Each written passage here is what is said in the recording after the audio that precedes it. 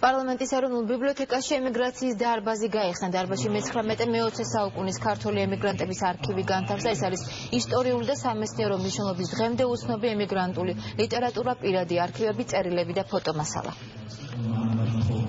ემიგრაციასთან დაკავშირებული საკითხები, ზოგადად აკრძალულ ლიტერატურასთან დაკავშირებული საკითხები, რომელიც ალბათ სწორედ იმსახურებდა, რომ ცალკე დარბაზებში ყოფილიყო განთავსებული და მეცნიერებს, მკვლევარებს, სტუდენტებს, ყველა დაინტერესებულს ჰქონდეს საშუალება, რომ მოვიდნენ და შესაბამის გარემოში იყოს მათთვის ხელმისაწვდომი ყველა ის ლიტერატურა, რომელიც მართლაც უნიკალურია.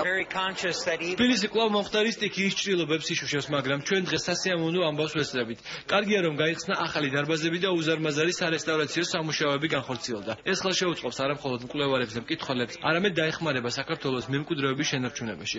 ჩვენ ვიხილეთ ჭაბუ ამილეჯიბის ოთახი, ასევე გაფიცულების ლაბორატორია და ეს სამუშაოები მსოფლიო დონის უმაღლესი მიღწევაა. მასალებში თქვენ ნახავთ იმ ისტორიულ სინამდვილეს, რომელიც ჩვენი ემიგრაციის მიერ იქნა შექმნილი უცხოეთში.